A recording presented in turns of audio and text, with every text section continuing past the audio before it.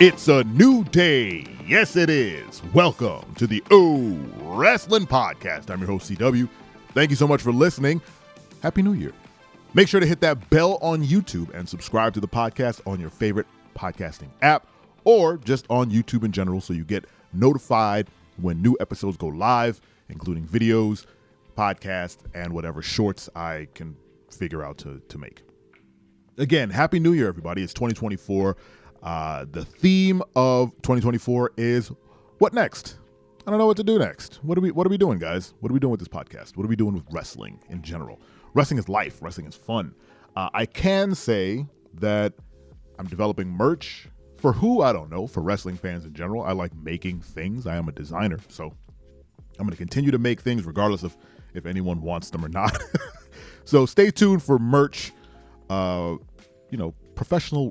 professional wrestling merch, we'll call it. Also, we'll be doing more videos, and maybe I'll turn this podcast into a video podcast. Finally, I've been talking about it for however many years I've been doing this, and I might pull the trigger. I need to find a camera that's worth its salt, and then we'll get this podcast going. Anyway, today we're doing a WWE Monday Night Raw Day 1 Overrated, Underrated. But last night watched the Day 1 Raw. I gotta say, the holidays did leave me wanting for wrestling. I know there was the AEW World's End where, spoilers if you haven't watched or whatever, MJF lost the title to Samoa Joe. I believe Adam Copeland won the TNT title and then lost it the same night to, Christian. And Adam Cole was revealed to be the devil. That it seems that everybody was very upset with, but who knows? That didn't satiate my professional wrestlingness. I needed some Raw. I needed some comfort, some consistency. And Raw and SmackDown are usually that consistency at the beginning and the end of the week. So it was good to have Raw back in the saddle. It was touted as a pretty important Raw. One, it was kicking off the new year. Two, WWE got lucky enough that the new year, January 1st, landed on a Monday, so they got to brand their Monday Night Raw, extra brand it because it's already Raw, but now it has the Day 1 title, which was, I believe, a pay-per-view title a while back. And then they promoted a former WWE champion would be showing up on Raw to get people enticed to come watch it. So, to kick off the Overrated, Underrated. Overrated, The Rock. Yeah, I said it. The Rock showing up is pretty overrated at this point. And it might be coming from a wrestling fan who watched The Rock while he was growing up. You know, I was part of that era. I had a great time. And now, I don't know, every time The Rock shows up, it's not as important to me. Now I get it's important to other fans. It's important to younger fans who maybe didn't see The Rock in his heyday. But The Rock is getting up there, man. He's in his 50s, mid 50s or whatever, and I mean he's in still great shape. But there's something about him just periodically showing up to show his face, and then I think I'm just jaded knowing that he's going to leave. Right? He's quote unquote, he's Hollywood, right? He's a movie star, or at least an actor, I should say. And he's always going to have some project that's going to pull him away from WWE. He's not going to commit to WWE full time again, right? He's not just going to be a guy in the back. He's not going to be one of the boys in the locker room. He shows up. He's an attraction now. He's like Omos or something. He shows up. He does a thing. He gets a pop. He generates some money, and then he disappears for a year, maybe two. So The Rock showing up is a pretty overrated feeling for me. I didn't really care when he showed up. That's not to say that it wasn't great to see The Rock, but I didn't have the same reaction most people did. Underrated. Jinder Mahal showing up. I laughed out loud, like in the weirdest way possible. It was like this screechy laugh. I went, when they said, "Oh, here comes the former WWE champion," and Jinder Mahal's music hit, I fell out. The crowd reaction, I don't think there's ever been a crowd reaction like that if it was authentic, let's say, because TV ads 10 laughs and 10 pounds. So when his music hit and the faces of the people, I mean, the cameraman did. We're gonna circle back to that. They showed the faces of those fans who went, and you saw the air get sucked out of the arena, and then the boos came up,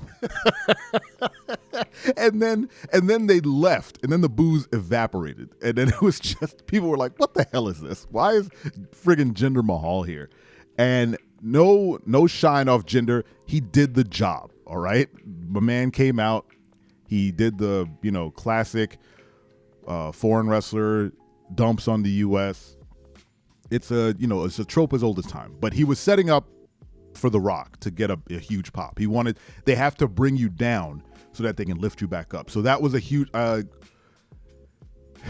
to Jinder for taking that L. Basically, he took that L for all of us, right? Every fan, to get that excitement when The Rock's music hit. So huge, underrated for Jinder Mahal. That was fantastic. Another underrated is the cameramen. The cameramen and women and the people in the truck who just absolutely killed it when Jinder's music hit, and they just focused so heavily on people's faces like, we gotcha. I mean, incredible. It was such a fantastic moment. That whole segment was fun because of that dynamic. So props to Triple H and all the producers and the writers who got that going. They said, all right, we're gonna decimate the crowd's excitement with Jinder, which is such a shitty thing to think, and then lift them back up when The Rock comes out. Okay, overrated. This is all on one segment. The Rock calling out Roman Reigns. Who cares, guys? There was a time for that match, and it was maybe 2.5, 3 years ago. I don't think WrestleMania 40 is that for The Rock. I mean, again, he's up there in age.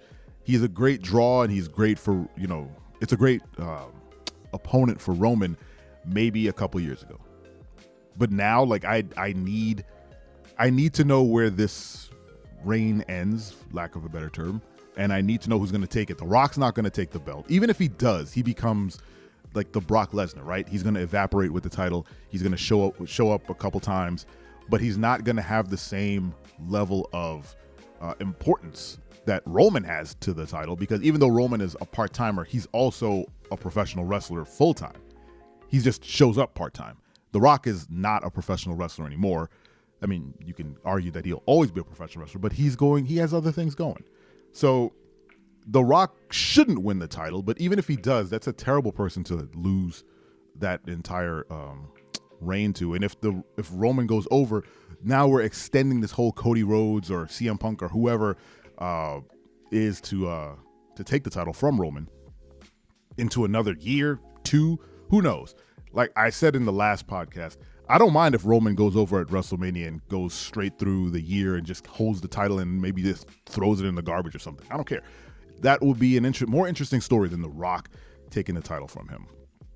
So that's my thoughts on that's the overrated. Underrated. Do I have another underrated for day one? Ivy Nile. Ivy Nile did a fantastic job against Rhea Ripley. She showed that she belongs the same way the Creed brothers did when they debuted about a month and a half ago or whatever. She put on a great match. Rhea Ripley is always going to put on a great match, and they did a fantastic job together. Overall, Raw was just a fun show. It didn't do as much as I thought it was going to do, the way they were touting it, the way they rebranded it Raw Day 1 and whatnot. But it was great to have some Monday Night Raw back in my life. We're back in the saddle, y'all. It's 2024. We're going to have some fun. We're going to do things right. As always, thank you so much for listening. Make sure to subscribe. Tell a friend or two about this podcast. Let me know what you think about the overrated, underrated directions that we are headed. I appreciate you, and don't you ever forget. I'm your friend, but if I ever see you in the ring, I can beat you. Don't you know? Yeah.